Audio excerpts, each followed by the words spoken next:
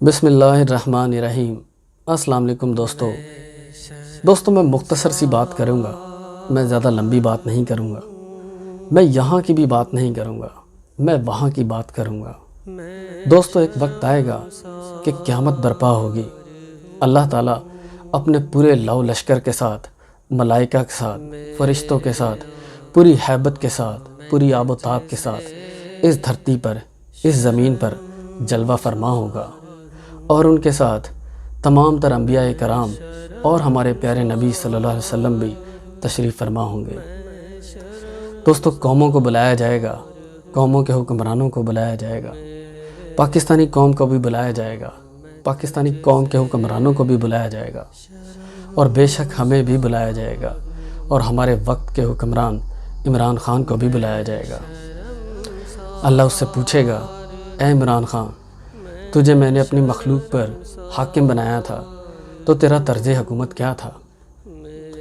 تو دوستو میرا دل کہتا ہے کہ عمران خان کھڑا ہوگا اور وہ کہے گا کہ اے اللہ، جب میں حکمران بنا تو میری قوم انتہائی غربت میں زندگی گزار رہی تھی، وہ غربت و افلاس میں کہ چکی میں پس رہے تھے، اور سب سے اہم بات یہ ہے کہ میں نے یہ محسوس کیا کہ وہ غربت و افلاس سے زیادہ اس بات سے تکلیف میں ہیں کہ ان کے نبی صلی اللہ علیہ وآلہ وسلم کی حرمت پر دن رات ڈاکہ ڈالا جا رہا ہے۔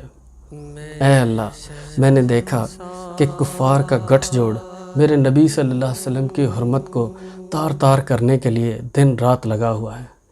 اے اللہ، جب میں حکمران بنا تو میں نے اپنے حبیب صلی اللہ علیہ وسلم کی حرمت کا جھنڈا اٹھایا، اور میں مشرق سے لے کے مغرب تک گیا۔ میں نے نہ صبح دیکھی، نہ میں نے شام دیکھی، نہ میں نے دن دیکھا، نہ میں نے رات دیکھی، اور میں نے اپنے نبی کریم صلی اللہ علیہ وسلم کی حرمت کے لیے دن رات کوشش کی۔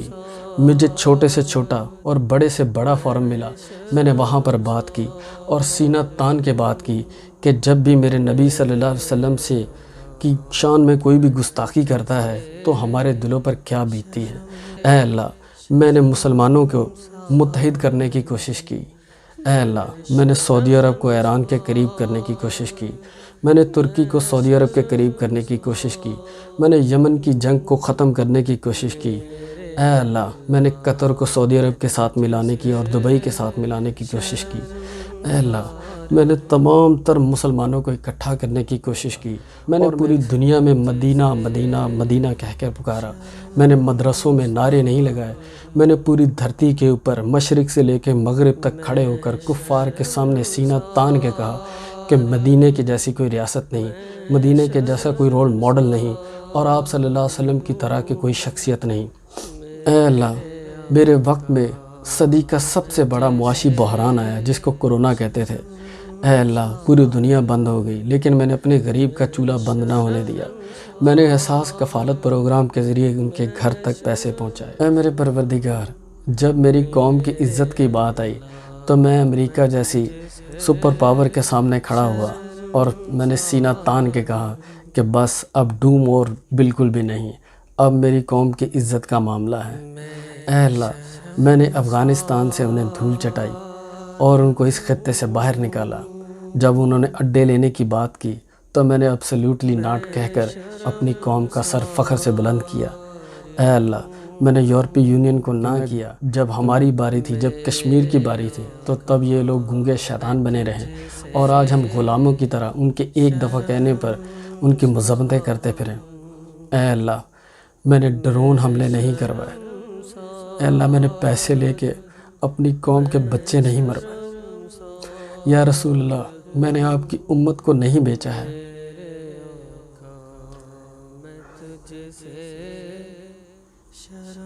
میں نے پیسے لے کے اپنے بچے نہیں مروائے، میں نے پیسے لے کے اپنی قوم کے بچے نہیں اٹھوا کے امریکہ کو دیے۔ میں نے عزت کے ساتھ، میں نے پوری جان ماری ہے اس قوم کے لیے۔ یا رسول اللہ، اس دوران پوری دنیا سے میرے اوپر پریشر بن گیا، پوری دنیا کا دباؤ میرے اوپر آ گیا۔ جو امداد آتی تھی وہ بھی رک گئی، جو کاروبار آتا تھا وہ بھی رک گیا۔ اس دوران آپ کی امت کے آلو اور ٹماٹر مہنگے،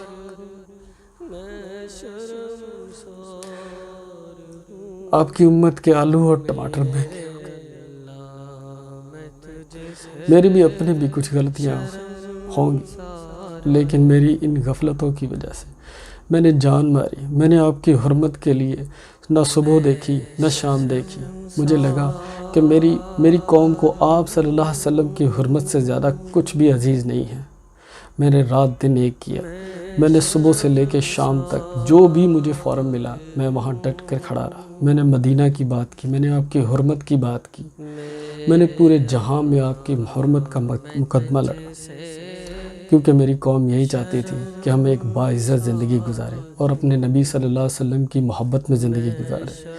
لیکن اس دوران اتنا زیادہ پریشر آنے کے بعد کچھ مہنگائی ہو گئی، قوم کے کچھ آلو اور ٹماٹر مہنگے ہو گئے، اور آپ کی امت نے میرا ساتھ چھوڑ دیا۔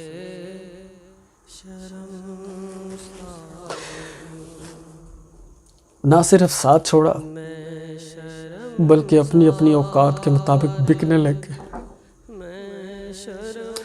کوئی 15 کروڑ میں بک گیا، کوئی 13 کروڑ میں بک گیا، کوئی 10 کروڑ میں بک گیا، کوئی 1 لاکھ میں بک گیا، کوئی 1000 میں بک گیا۔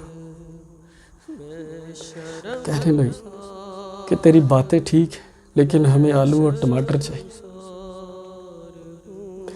اے اللہ، میں یہ سب نہ کر پایا، مجھے اس بات کا افسوس ہے۔ دوستو، میں نے ایک حدیث پڑھی ہے بخاری شریف میں۔ یہ سب کچھ دیکھنے کے بعد، یہ سب کچھ سننے کے بعد ہمیں کیا لگتا ہے، مجھے کیا لگتا ہے، آپ کو کیا لگتا ہے؟ کیا ہم اپنے نبی صلی اللہ علیہ وسلم کی طرف دیکھ پائیں گے؟ ایک بار بھی دیکھ پائیں گے؟ وہ ضرور دیکھ پائے گا، وہ ضرور دیکھے گا اور بولے گا اور کہے گا۔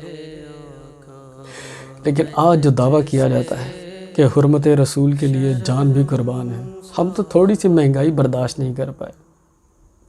ہم نے تو آلو ٹماٹروں کے اوپر حرمت کو بیچ ڈالا۔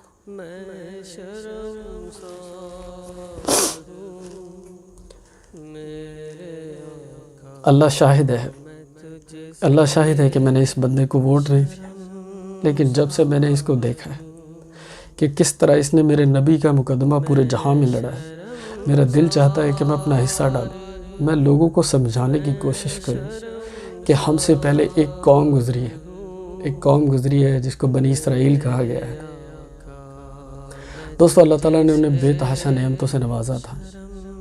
ان کے لیے من و سلوہ اترتا تھا، ان کے لیے الگ سے چشمے تھے۔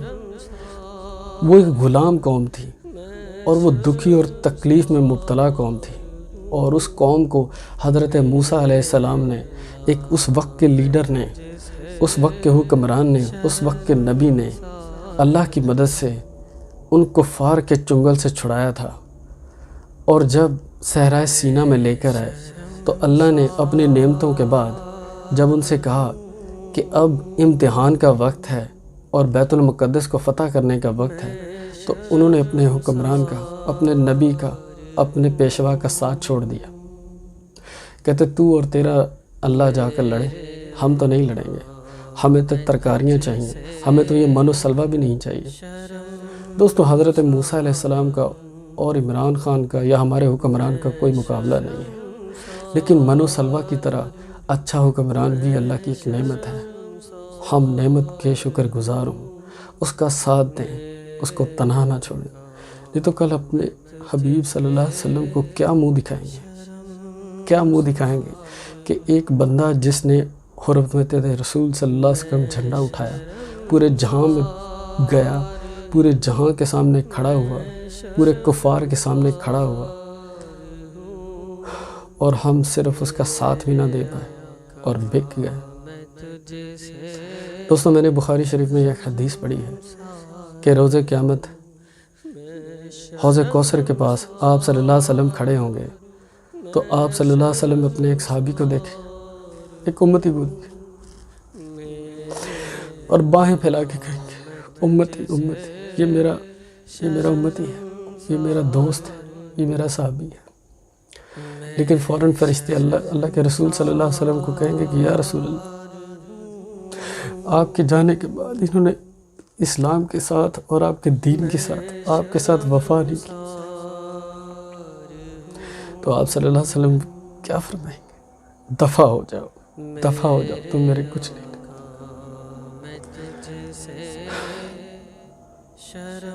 دوستو کم از کم اس بندے کا ساتھ دو، اس بندے کا ساتھ دو۔ اللہ تعالیٰ نے عربوں کو عزت عطا فرمائی تھی، اس کے بعد ترکوں کو عزت عطا فرمائی تھی۔ ارطغرل کو تو دیکھا ہے، ارطغرل کو صرف دیکھا ہے، اس کی زندگی کو پرکھا نہیں ہے، کس قدر مشکلات میں زندگی اس نے گزاری ہے اور اس کی قوم نے، اور آخر اللہ نے عروج عطا فرمایا۔ وہ اپنے قوم، اپنے سردار کے ساتھ وفادار رہے، اپنے وقت کے حاکم کے ساتھ وفادار رہے۔ دوستو وفاداریاں نہ بدلو، پیسوں پر اپنے ایمان نہ بیچو، ایک سچا حکمران ہے، اس کا ساتھ دو، اللہ بھی خوش ہوگا اور آنے والی نسلیں بھی ہمیں معاف کریں گی یا ہمیں اپریشیٹ کریں گی۔ تھینک یو سو مچ۔ اللہ حافظ۔